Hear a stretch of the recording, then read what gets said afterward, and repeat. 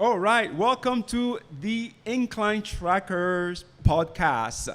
We are here at Inclination Cafe as usual. Usually we are here on Sundays at 3 p.m., but today we are starting our Thursday podcast. So we're going to be here every Thursday, 5 p.m. So invite people. If you're online, thank you for being with us. So a quick two announcements I always make is that we want people to download our app. It's a real app. People ask me, is it a real app? Yes, it's a real app. Yeah, you can really earn drinks, yeah. We've been working on this for years. And so you can go to the App Store, Android or Apple, and you go ahead and download the Incline Trackers app. And it's Incline Tracker without an S. And that would allow you to track your inclines, get reward, which we call Bitcline, and as well as buy some swags if you want, and some T-shirts or whatever you want in the app. So for now, it's going to be here at Inclination Cafe, but in the future, we're hoping we get some more stores involved in Manitou. And so Trevor, without any ado, so... Yeah, let's kick it off. So Rick, thanks for joining us. Glad to be here. Yeah, I'm excited. We just all kind of showed up a few minutes ago, and like we're going 100% like super fast. So that's right. It's fun. It's cool. So this is Rick Webb. Rick Webb is a local runner and hiker in the Manitou area. You've probably seen him running on the roads.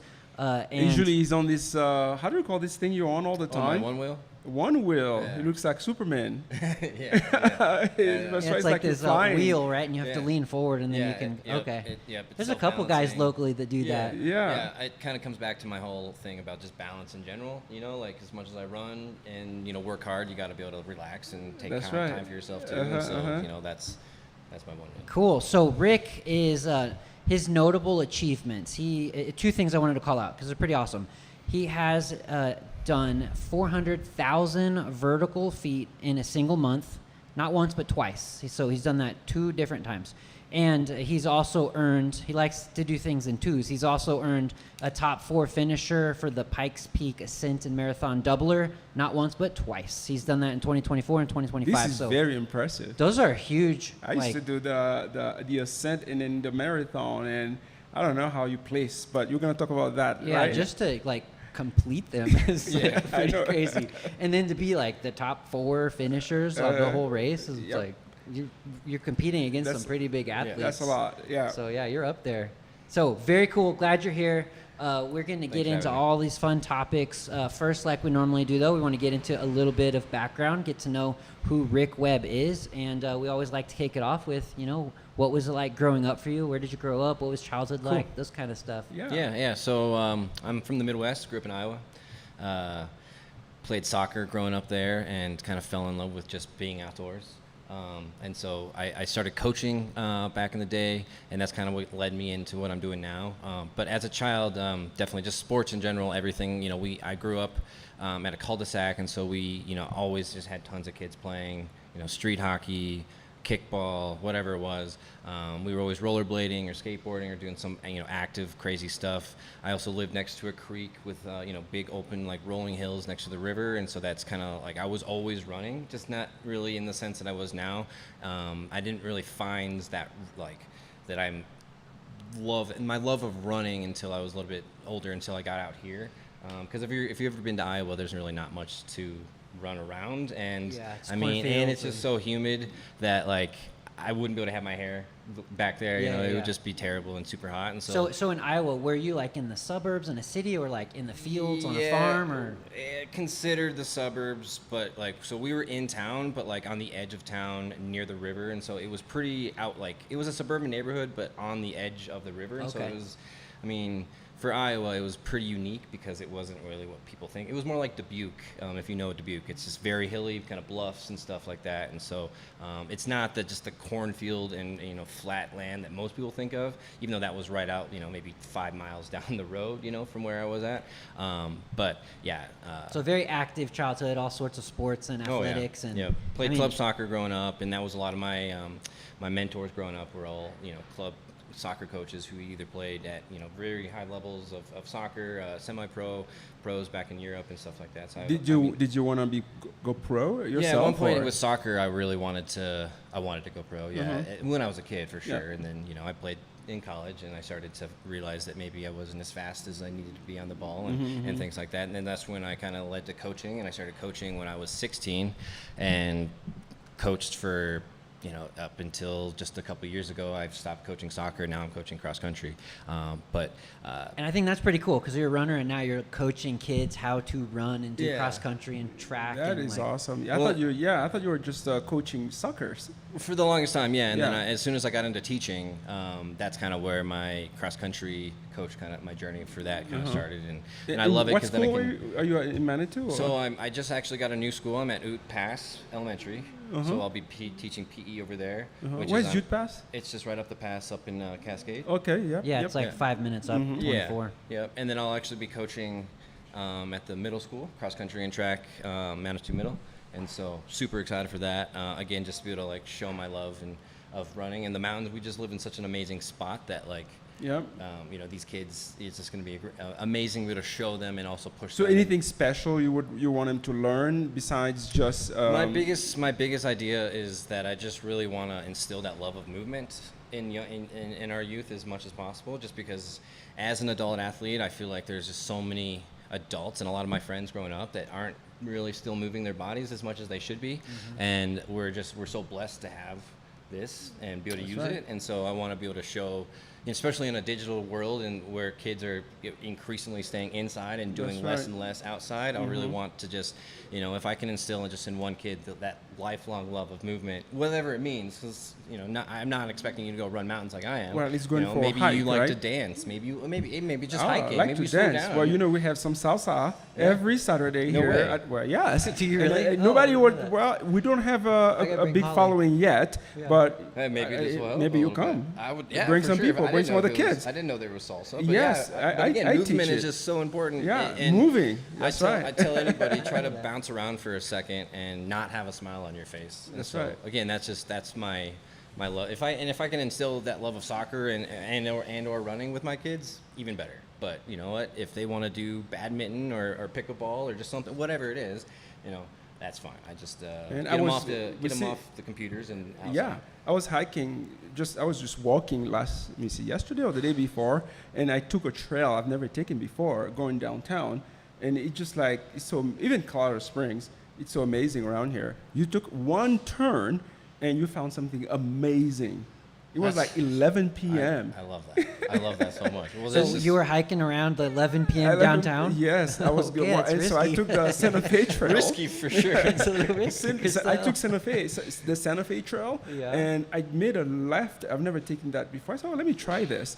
And I turned around, and I ended up, actually, it was nice. I ended up on a pickleball court. Yeah. There was like 10 people to maybe 15 people playing, 11:30 p.m. It was That's just fantastic. awesome. Yeah, that's so cool. It was hot, but people were out there, having fun. Yeah. And we were so lucky, I Moving think. their bodies. Exactly. Yeah, Having movement. fun. It's so important. Yeah. It's the key to longevity. Yeah. Have Yep. strong legs, keep moving. And I love that there's a passion behind the career track you picked. Because a lot of people find themselves in a job they might be good at it, but it's not Yep. fulfilling, And it's cool to find something that you're excited to go I to. kind of tell my kids, I don't really feel like I've ever actually had a job because I just get to do what I love and instill that love with my kids. I mean, yeah, there's some moments that I have to, have deadlines or things that are due, but whatever. At the end of the day, when I'm coaching and I'm teaching, it does not really feel like work at all. And, again, it's just. How many kids do you have? I don't have any kids. I'm talking about the kids I teach. Oh, your kids that you teach. That's right. They're like yours. Yeah, That's yeah, right, yeah. that's right. And I have enough- you coach a multitude of sports, not just the PE coaching, but also soccer. Yeah, so I was personally. a club coach for a long time. I coached at Pride Soccer Club for the longest time. I was mini girls teams and boys teams from ages 9, 10 to 17, 18. Okay. And then back in Iowa, I was in charge of a a little strikers program that was 4 through 8, you know, and so I've always been around kids and sports and athletics, and so just marrying those two has just always been, you know, just makes sense Yeah. to me. You know, how did you end up in Manitou Springs? Well, Manitou Springs is, I mean, obviously just the love of the area, you know, the community, as you say. Like, but it's what, just like what kinda, brought you here? Like so, a friend well, the invited very you? First, I mean, I'm sure the first thing I ever did in Manitou was the Incline. You know, I remember So doing you the came Incline. From Iowa? Iowa. Yeah. To Manitou directly? No, so I came to the Springs. Okay. I moved to like down by the Broadmoor, and I was there initially, and I came here from Pride.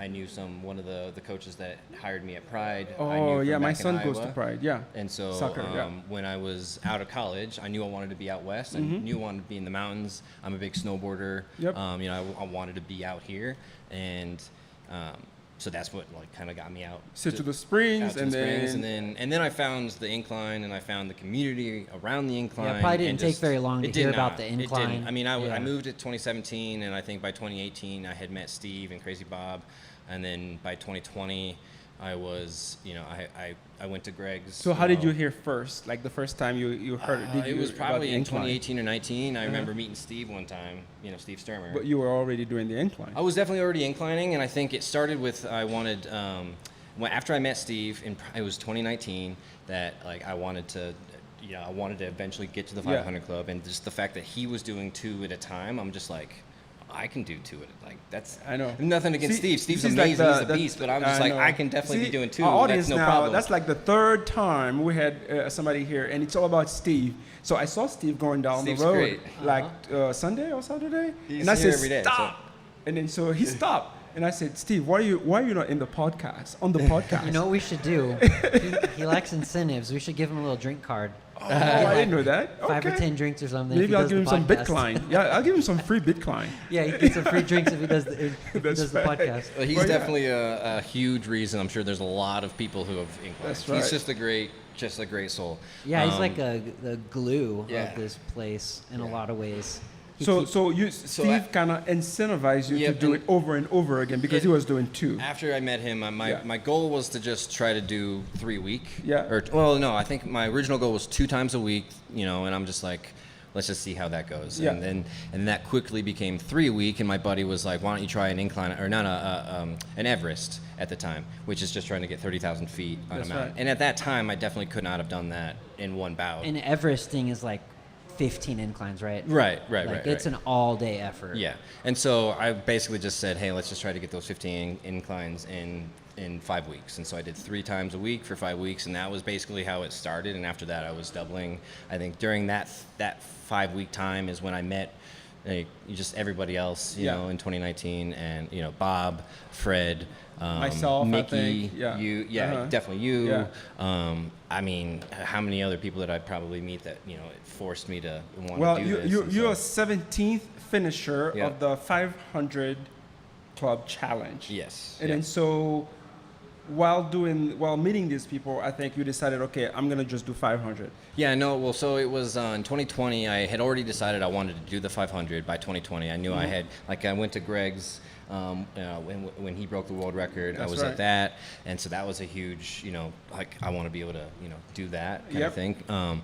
And so, but then I had got a coaching opportunity out in Grand Junction that was like, so I was like, oh, maybe I can try to get it in before I have to move, which is in May. But then COVID happened, and so then that job kind of fizzled, and then I ended up finding my place in Manitou, and I moved to Manitou. Did you that move out to April. Grand Junction though? and No, you I had to never come actually back? moved out Oh, okay. there. I had kind of had the opportunity, and then was still up in the air even after COVID. But then when I found my place here in Manitou, I was just like, Yeah. sorry, Yeah. like this is exactly what I've wanted for like almost my entire life. The Yeah. place I have is just like not a lot of people I don't think would be able to live the way like in the space that I live. I mean, it's literally the size of this little stage that we're in. Yeah. It is a tiny house. You know, it's over 100 years old. And that's what you're looking for. That's Yeah, what I you were mean, looking for. but it's also the access, it's the location. I could have a Awesome. cardboard box there and be happy, you know, just because it's Little literally maintenance. it's right on. Yeah. I have a private access to Intamin, and then from there, like, what are our you know, speaking of just finding new trails and new adventures, and where Yeah, like, you can just- taking a left turn when you've never taken that left turn, That's and like right. seeing something new, like That's right. it's just like I just can't. So you like to explore and bushwhack and Oh, like, yeah, go I off trail. definitely so this don't guy, mind. he's an explorer. I mean, I've been up on Cameron Cone. I have went up All the directions. I have went up like the spine on the north side on the rocky on the section. rock edge. That was sketchy. I did that with Crazy Bob. That was, I mean, it was, and we did it in the winter in January, and so it was icy and snowy. I mean, it was nuts. But yeah, so yeah, bushwhacking. Yeah, it's a blast. So you saw all these inspiring people. They motivated you. When did the timing happen? I think it was early 2021 where you were like, I'm going to start 500. Yep. And I think I can do it. Yeah, and so that was, put us in the mindset of like lap one. So in 2021, I was just like, hey, COVID was still full force. I wasn't working as much. I was just coaching a little bit. And so I'm like, I have all this time. I need to get it done. Like I wanted to try to do it in 2020, didn't work, had all those barriers. And now I'm like, well, now I'm living within a mile of the incline. Let's just get it done. And so I remember, I want to say it was around August or September. I was actually maybe 2 weeks behind my finishing date, and so I wasn't gonna get it at that point. And then that was the first year I did the Cirque Series race competition in that October, and I did I think 90. It was 92, 3 or 4. I can't remember. So exactly, a lot of people listening may not know what that is. So let's define what the Vertober. Yeah. So series the Cirque is. Series. Cirque Series is a race. A series of races that happened, and they did over COVID. They started a virtual race that was for climbing. And so you could basically, anywhere you were, you could just climb and submit it onto Strava, and it was tracked virtually. And so that was the Cirque Series. And so it's called Vertober. Like for vertical. Yeah. So, and it was it's in across October. And you use a GPS tool like Strava to upload your file to verify the amount of vertical gain you have had in each activity, and then they stack rank all the athletes, and then there was like financial incentives for the winners. And this is done for people in the U.S. Yeah, it was all over the U.S. I think it was global. I want to say it was global, but I want to say it was global. Yeah, it's either the country or the world, but and they keep doing that every year now. It's over. They have not done it since 23, I think. It's been a couple years. There's been some competitors that tried to do it in different months, but it kind of hasn't been as big. Man, I thought it was awesome because I would hear Rick and Crazy Bob owing at night on top of the incline. Well, and that's funny you say that because like John, who can't be here today, he was like, I can't make it today, man. But he's one of my running partners, and we'll be out in the trails, and I'll be if you hear a scream, it's either Crazy Bob, John, or me. That's I swear, and so it's just I always hear John Carmichael. John, and definitely up on the bull. So speaking of those races, the 3-2-1 up on the bull is a huge training tool, and just again community. There's just a whole bunch of runners up there, and you just yipping and yelling, and how do you typically do? You guys just carpool up to the top, and then Yep. I mean, it just kind of depends. We'll kind of figure out what we want to do for that weekend, and I know we'll go to the Craigs and run up and over. That's a fun one. But it has to have someone has to drop us off there and kind of thing. So So now challenges. What are the challenges that you would because our first interview was with Greg Cummings, and everybody knows that Greg Cummings was fighting diabetes as he was doing the incline, and we've had maybe 5 interviews since then, and everybody has something that they were trying to overcome during that challenge. So what was your challenge you're trying to overcome? I mean, honestly, I think it's just me trying to find what my ceiling is, and just seeing how hard and far I can go and push myself. And for whatever reason, I feel better when I'm constantly moving. And so you didn't have any injuries or any chronic problem that you would think would be a challenge to overcome during this time? I had a bad shoulder injury back when I was in high school that kind of took me away from soccer and kind of pushed me more towards individualized sports, just because the more I started to play soccer, the more I just kept getting hurt, and the more I'm like, I want to be able to be an athlete for my life. I don't want to have to not move my body because I got really hurt. See, for me, it was diet, right? I had to change my diet like 20 plus times because I couldn't figure out what would work. And so at one point I told Trevor, I said, I'm just going to stop eating. Yeah. And then, so I was fasting and trying to finish my incline, my challenges. And then so nothing like that for you? Definitely, obviously, figuring out what works with food is huge. Making sure that you I'm fast. hydrated. Like you would go like Yeah, I think my fastest double is like an hour 16 or something. Hour 16, I think, is my fastest double. That's pretty fast. That's Yeah. as fast as a lot of people take just to go up one time. You know? Yeah, When you're up, and down, that's up, actually down. just up for Yeah. most people. Yeah, A lot, exactly. just up, not Yeah. down too. Yeah, a lot of Exactly. people. So Yeah. I mean, as far as I mean, I don't know. I've always just wanted to work hard, and I like pushing myself. You know, So it's more and of like a mental challenge in It's- finding that limit. it really is just more for me, just a mental escape, just That's trying right. to see how far and much I can do. Kind Yeah. of at the end Well, of the day. I will tell somebody, do not follow your pace because you are very fast. Like every time I see you, it's like Yeah. coming back. It's like Crazy Bob. Yeah, Yeah. yeah. Well, that's why we were good partners. You know, Uh-huh. we were teammates for the Cirque Series in Yeah. 22. Yeah, and we'll 23, definitely get to that. But let's close up the 500 though. So you So went then across. so the first time doing the Cirque Series is kind of what led me to finish, because again, like I was saying, I was kind of maybe 2 weeks behind. Yeah. Going in October, I did 90 plus inclines, and that got That'll me catch you up. way over. And then I finished the week of Thanksgiving. Yeah. And so I think it was November 21st, and so I finally finished, got it done, and I think I ended up with 511 for the year. So I kind of slowed down way after Thanksgiving. I kind of took a break from the incline, but yeah. Yeah, and so that got you caught up real quick. Yep, What yep. was it like when you finished that 500? Yeah, that was like- you know, like It had was the- amazing. I mean, it was fun with, again, the community. Just there was a lot of people on top, and it was just really fun to celebrate that. You know, Yep. with a whole bunch of people who I've been climbing with all year, and for a I know long they time. still do that. Like the last incline, they did it for me. Uh-huh. Like a group of people Yeah. came and they did it with you. They climbed with Yep. you and then meet you Yep. at I the top. had a champagne bottle that I opened That's up at right. the top. I mean, it was it was a blast. I mean, just the feeling of accomplishment, something that's just to a lot of people unfathomable, even to just do a double one time, but to do a double multiple times, because I mean, I think the average is like a 1.3 for the year. Yeah, You have to have exactly. 1.3 laps per day to finish the 500. So obviously you can't do that, and you have to do full laps, and so you have to do doubles. And I mean, you did the 1,000, so you did Yeah, you had to, and for that you have to do 3. The average is right. 3. The average, And yes. again, a lot of people don't even fathom doing even that, and so Yeah. to get that, have that accomplished it was just it was yeah, great. it's definitely an elite level of athleticism and consistency. Really, that's the hardest part. Is like being consistent for a whole year straight. Like Exactly. I tell we most didn't have- people it's less physical and way more mental. It's like 90% mental, everything I'm doing. Yeah, because I'm you sure know. there were days where you woke up and you're like, Oh, yeah. I'm so bored of this. Definitely. Darn Well, thing. getting I don't out the wanna do door this." for the longest time, or still is sometimes, just getting out the door is just like the hardest part, but then it's just like, once I'm out, it's just like, why was that so hard?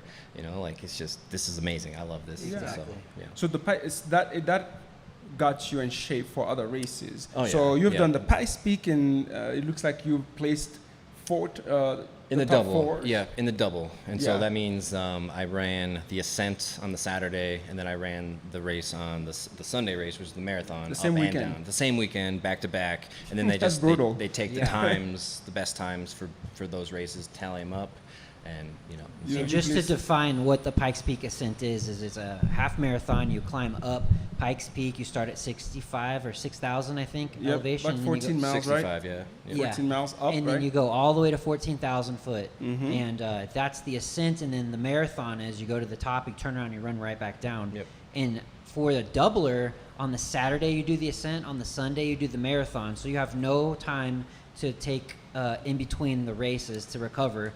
So you're going on sore legs already Oh, for the yeah. second day, and you have to do twice as far. And then Yeah. they take the It would be awesome if they did the marathon first. I think It would be a little easier, wouldn't it? it would be so fun. I think if they had the marathon on Saturday And then what they do is, in order to figure out what the placing is on the doublers, they look at everybody, because there's like 1,800 people that do the ascent every year, Yeah. and then like half that number for the marathon, and they take the total number of each of those races, and then they stack rank whoever did the fastest. And you got in 2024. Did you say you were in fourth place? I got third place in 2024. third place in 2024, and then fourth place in 2025. Yeah.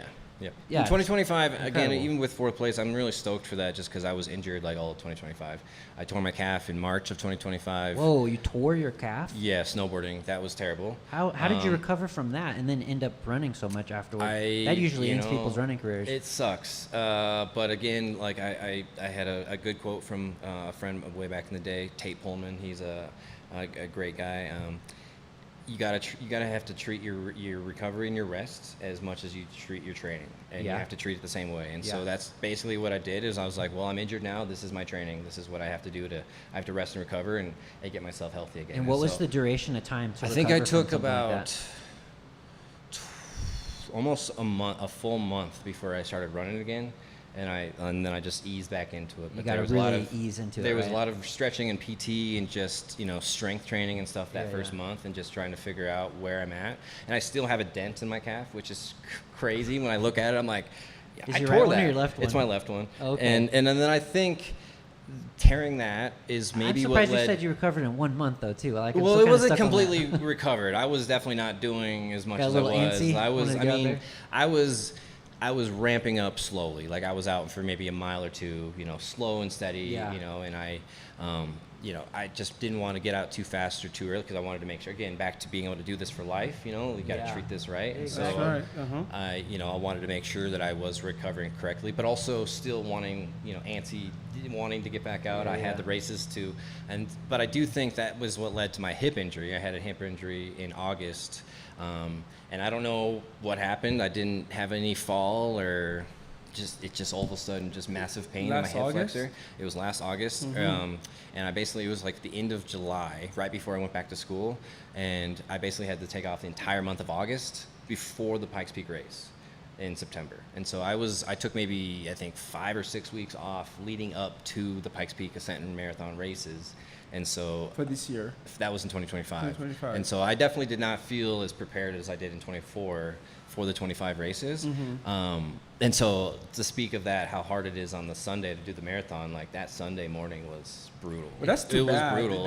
I can't believe I even got to the finish line or Yeah. got to the start line, let alone the finish line. Yeah. So Well, we talked about vert challenges a little bit, but anything else you want to add to vert challenges? Because I feel like this is like the Vert Challenge in 23, 217 laps, and I kicked myself in the butt because in a month.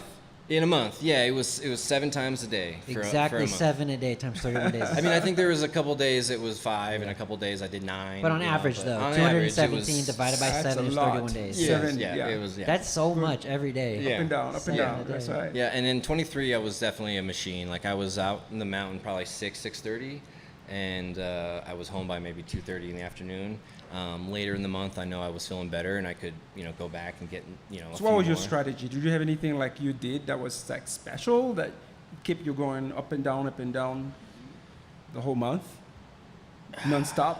Yeah, I mean, it's a mental thing. I don't know. Just kind of like I said, I was going to do this. I'm going to do this, And That's speaking of the mental thing, I think that's kind of what got into my head in 24 or 23, the second time doing the incline or the vert challenge, because 22 was the first one I did 400,000. 23 was the second one I did 400,000, and I just doing it back to back was hard. My knees were shot, my patella tendon was really rough, and just mentally it was hard. Yeah, that's what I tell people. I thought, and a lot of people think doing all these, vertical gains would make you a better climber. Actually, it was the opposite for me. When I was done with the incline, I had to go back to the gym. I remember you saying that to me. I remember Yeah. after the 1,000 that was one of the things you had said. That, Yeah. but I do think, because you kind of just stopped cold turkey though, right? You kind of just Yeah, like left the incline. exactly. So you got to like ramp down That's as well, right. you know. I And didn't I think do that. Yeah. and I think that's kind of what I kind of like led into. That's what each one of my events I feel like propelled me into a better fitness to be in a better position to do another challenge. I do think I should have waited maybe a year to do the second 400,000. I should have maybe done that in 25. So or health and 24. wellness. We could talk about that a little bit. Sure. So what kind of food or what kind of nutrition did you plan for these like when you're gonna do these challenges? So I'm really big on liquid calories. So in 22 and 23, I had tailwind. Liquid calories? Yeah, liquid calories. Okay. So like I- goos and like carb yeah. drinks. And I had Tailwind help. Tailwind, Tailwind yeah. sponsored during those 2 months, and so a lot of endurance fuel, just simple carbs, And then on top of that, I had a lot of just carbs at home. So like bananas and bread. And I actually ate a lot of pizza that month just because it's Yeah, easy. pizza work. And you know, I was burning like over 6,000 calories a day. That's right. Every day for the month, and so you know, I was eating. I definitely. It's funny because endurance and I was not eating the healthiest, I don't think, just because it was just like I had to get in, I had to get calories, I had to eat, and so that's where the liquid calories are great. It's quick and easy, and then pizza was super easy. I had a lot of burritos too, burritos, beans, you know, donuts. Had a ton of donuts. You know, again, lots of just carbs, a lot of carbs. So, but nothing special. Nah, not really. What about fuel? What about Just fuel. What about Just stretching, like, or disease, injury prevention? What did you do So for that? afterwards, definitely recovery afterwards. You know, as soon as I got home, you know, the recovery starts. You know, I would take a nice long hot bath, you know, and soak my legs, and then compression, you know, foam roll, all that kind of stuff on the legs, because I've just noticed anything really after 3 or 4 hours, my legs are just restless as all get out, and so it's like I need to keep eating, getting calories in, stretching, you know, and all those things. But Kind of never done any of that. It's kind of weird. Really? It's- You haven't? Yeah. No, I've never done any You got stretching. some iron tendons then or something. 'Cause Probably. I don't really stretch beforehand though. I usually Yeah. I do a dynamic stretch, kind of like. Yeah. I mean, I live a mile away, and so I kind of use that first mile as a warm up, yep, as this kind of a active warm up. I'm really big into dynamic movement beforehand, and then static afterwards. And so like, yeah, I found that static stretching beforehand doesn't really do much, and that's how most people pull things, because they're still cold, That's right. and they're trying to stretch a cold muscle too fast, and then they go and run on it, and then it's just like, and then it snaps. Yep. So a lot more stuff the science has shown beforehand, dynamic is much better, and so I really don't do any, you know, what you would think of stretching Yeah, beforehand. exactly. And then, what about how did you do 7 a day for a month and not get any overuse injuries? Because that is the first thing that came to my head. Is like, Near the end of that month, I definitely had some patella issues on my knees. The top of my knees definitely, like, coming down was just, I had to slow down a little bit, you know. But I mean, honestly, that didn't start to happen until day 20 or something like that. You know? I think that's pretty amazing that you Yeah. were able to go 3 weeks without overuse injuries. Oh yeah, I mean, I really felt like I was a machine in 22. Yeah. 22. I mean, like I said, I was on the mountain by 6:30, off the mountain by 2:30, and then later in the month, I was able to, you know, come back and do more. And that's in your 30s, right? Or yeah. how- I'm 36 now. Yeah. So yeah, you Yeah. could be feeling like a So- machine. Yeah. It's got the youth on this side. Yeah. So I think we usually kind of wind up by reflecting on all these. But before we go there, I wanted to ask, did you tell your kids, as you call them, that you're going to be on a podcast talking about your Well, I'm on summer achievements? break right now, so Yeah. I'm not. I don't Gosh. see any of my kids right That's now. right, that's so, right. I mean, I think some of my kids maybe know just because they're in the community. That's right. So they might know that way, but no, I didn't really. But- I but told some people, but yeah. Yeah. But I feel like it's, that's the goal, right? To make Oh, sure well, that once I go back to school, I'll definitely be like, hey That's guys, right. like, hey, check out this podcast So for on the YouTube, kid- like with me.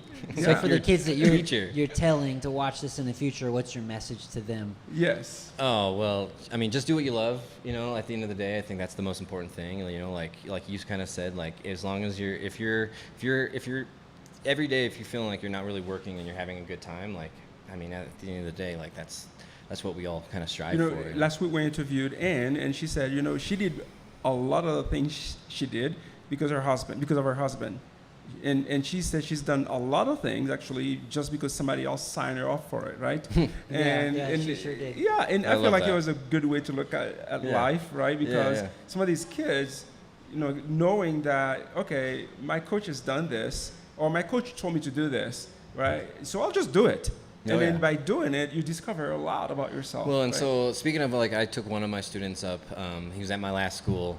I took him up his first 14er this year. That's right. And, the kid is just such a stud. And speaking of that, like, he will just follow me, and he will push himself to the end. And that's that kind of mentality at that age, at a 12-year-old, like that's what I'm hoping to instill more, like That's trying right. to get more of that out of kids. So many kids have so much potential that they're not using or even trying to use, and so they can find that as early as possible. That's Yeah, and so many kids are just so addicted to technology and just like scrolling and like getting lost in it, and it's really kind of shocking when you compare from generation to generation. I'm very close to your age as well, and when we grew up, Yeah, we were outside. none of this was, we were No. outside. Like, I I would mean- ride my bike for like 5 or 10 Oh, yeah. miles away from the house. Yeah. And my parents didn't know that, but I would go, and I would just be gone for like 12 hours straight and just playing with all the friends and That's stuff. right. And, Yeah. and then now it's just like, I don't ever see kids playing outside anymore. I mean, I know there are kids in my street, but they're never outside. Yeah. That's right. And it's They're- just like, They're going to play games and stuff indoors. Yeah. And I mean, again, with balance, nothing wrong with games, but it's just like, I mean, if you're gonna play some games, then you need to go outside afterwards, or vice versa. Like, it's just all With about balance, life is all exactly. about balance. Balance, like, yes. And that's where, that's where I feel like with some of my running and some of my training, I feel like there is like, it's like, all right, I need to slow down a little bit, but at the same time, like I said, I feel antsy when I'm not moving, and so like it's just maybe that is the balance. I need to, I have to, be super far in one area, so and not much in another, and so it's just. Yeah. Well, I'd say that this was a great conversation. I don't know if we have any questions for Rick. We're always open. I don't know if we have anybody in our chats yet asking questions online, but any of you have any questions for Rick? No? I just thought of something. One of your hobbies that you have is photography. Yep. You do a lot of photography. That's kind of how I met you also, yeah. was just through seeing your photos. And tell us a little bit about the photography, and then most recently the drone chasing you as you're running. That's some pretty cool Well, so and I videography. actually just went into was a base camp at the Incline, and one of my photos is still in there, which is pretty neat to that's see. a cool honor. I think it's the one with the rainbows. I gave it to them a few years ago, or they bought it off me. But it's just super cool to still see it in there. Yeah, so I think that was one of my first, to kind of come back to my loves of the Incline, like that was a huge part of it, was marrying my love of photography with running and just kind of being able to do both at the same time. And like I think one of the first Incline or inversions I ever witnessed, and I have in my kitchen on a canvas, that's when I was with Crazy Bob, one of the first times I went down the stairs with him, and being up there and over an inversion and experiencing that and just capturing it. I don't know, it was just amazing. I've always loved photography ever since I was a kid, and as I've gotten more into running and training, I've kind of gotten more into video, and that's kind of where the drone has come in. And so yeah, speaking of, I have a DJI Neo that will has AI that will track you and follow you. Yeah, that's some it's cool super footage. fun. Really? Yeah. And then the Insta360 Yeah, camera. the 360 cameras are super fun. Have you heard of these 360 No, cameras? no, I have to no. show you a video because So, I recently got one. It's But, yeah, it's explain. basically, it has two lenses on either side, and then it stitches the image. So it's basically like an orb, kind of videoing everything around it. That's right. Right, and then it has a stick, and with the stitching, it will make the stick invisible. So like you'll hold it out, and then it looks like it doesn't look It like you're doesn't look holding like- anything. yeah, And so And That's pretty cool. It's impressive because as you're editing the footage, you can turn your camera if you want to, like, oh, let's look this way or look what's that way. really neat is As that you're you editing. don't have to worry about any of like point and shoot when you're Yeah. shooting. You just literally have to have it out, and then when you're editing it, you can make one video a million different ways. Like it's Where just- would people go if they want to check out some of these videos that you are you posting them somewhere? Yeah, I'm on Instagram, Rick K Webb on Instagram. Instagram Or And Facebook, So I'm guessing just you have Rick some Webb. cool videos on there. Yeah. Cool. Yeah. I didn't know that, so I will go and check them out. Yeah, he's Yeah. got. He runs with his dogs too on the Yeah, mountains. yeah. Like your dogs love the mountains. So Oh yeah, dude. they're all over the internet they're too. awesome. So you have Yeah. how many dogs do you have? I've got 3 dogs. I've got 2 little Pomchuinis, I call them, Pomchi Dachshund mixes, and then They're real tiny things and they run yeah. so fast. and they Well, don't the taste one Kodak, he's ran now Pikes Peak with me 5 times in a row from the Way. west side on 4th of July, and so he does that every from year down here on the west side. on the west side. Okay, So yeah, from it's the kinda crags, shorter. so it's yeah. about half the distance, and so like I mean, doing the full mountain with him, I'm a little hesitant about, but I think he could do it. But I mean, he kills the 14 miles on the other side, and he does Yale with me quite a bit. He's just a beast. And then Tava, she's a white Swiss Shepherd Husky mix, and she just will run for days. What's the name? Her name is Tava. Tava. Like the mountain. Yeah, you know Yeah. the mountain name. Pikes Peak is really called Tava, right? Yeah, that's All what I right, named there her you go. after. There you go. Because of how much I love the mountain. That's and right. Just Yeah. she lives in the shadow of Pikes Peak, and so Awesome. just like, and then also she's just all white, and so I was trying to figure out a name that would kind of embody that, and That's right. the meaning of Tava or Pikes Peak is Sun Mountain. Sun And Mountain, so that's if, right. If you know that, I mean, to me, when something's really sunny and bright, it's almost white, and so that's kind of where Or in the winter, Tava is covered in snow, and so it's all That's white right. anyway. And That's so right. I just felt like it was better than maybe naming her Blizzard or Avalanche or Ghost or, Or one of Incline.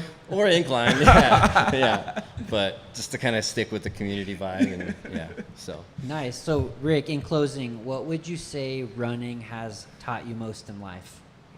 Balance. Like I said, I mean, that's been a theme, pushing yourself, figuring out to fall, when you fall down, knowing that you can pick yourself up and keep going, and I'm a big believer, and that's how you find success is failure, kind of figuring out what doesn't work to kind of figure out what does, and not letting that failure or, make you afraid of success and going forward. And a lot of people have one time that they're like, oh, this didn't work out, and then they're just done and they stop. And then they buckle in. And they buckle in. They're shading. Yeah, exactly. I could have let that calf injury last year just. Oh, yeah, I that could could have let ended it. just any injury. I mean, like when I tore my shoulder when I was 17, I could have let that stop me from being an athlete. Just so many different things that I always use those to try to learn and get better and move on.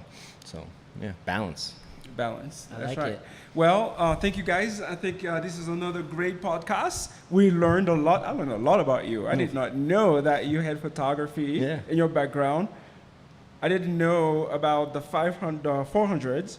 I didn't know about that you placed four times. Yeah. You placed 4 times, right? Oh no, the top Twice. four. In The top twice. 4, yeah. Exactly. 3rd and 4th. So that Yeah, we the- learned a lot about Rick today, and I don't know if people know that I always in my head you're always on this one-wheeler, Well, and I've only like had a that for a Superman year, going around. which is funny. I got that literally right before I tore my calf, actually. I felt Yeah. like it was like, I shouldn't have got this because I literally got it, and then I tore my calf like a month later, I think. Well, anyway, I've learned a lot about you, and I'm hoping that our audience have learned a lot about Rick today.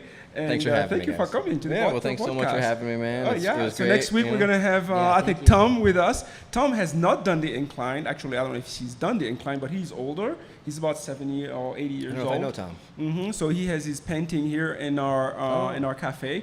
So those painting belongs to him. I think there is there was one over there. Back when it was a tourist You might need some of my ride. photography. Yes.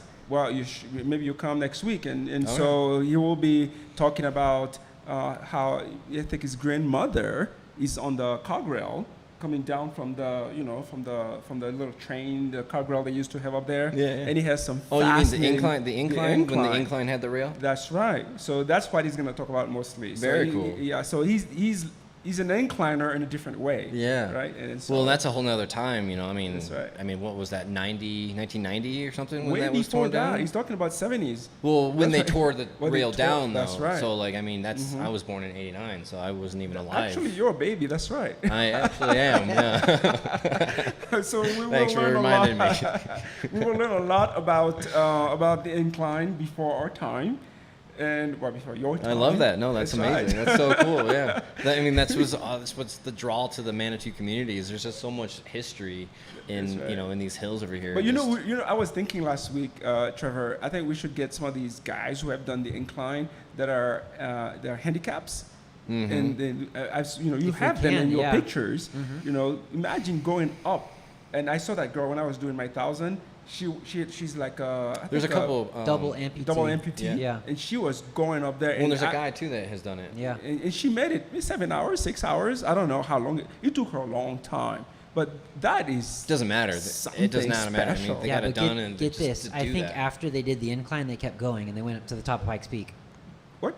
Yeah. She did. I think both of them did. They the both male and the did? female. Yeah. Okay, we need to get this guy. I didn't know that. I They didn't. kept going. That's crazy. And then also, I learned. I wish I could remember her name. I'm sorry if she's listening. But she also has climbed other mountains in the world that are very famous. And she's sponsored and has all sorts. She's been on TV shows and stuff. Those are so. encouraging things. And then so amazing, so people like inspiring. that, yeah, So we want to inspiring. elevate it a little bit as we do the podcast. Maybe we'll explore other other avenues. But I think it's going to be fun. And so thank you for coming. Thanks for having me, Yeah, guys. appreciate it. It thanks. was a All fun right. conversation. Yeah. All right.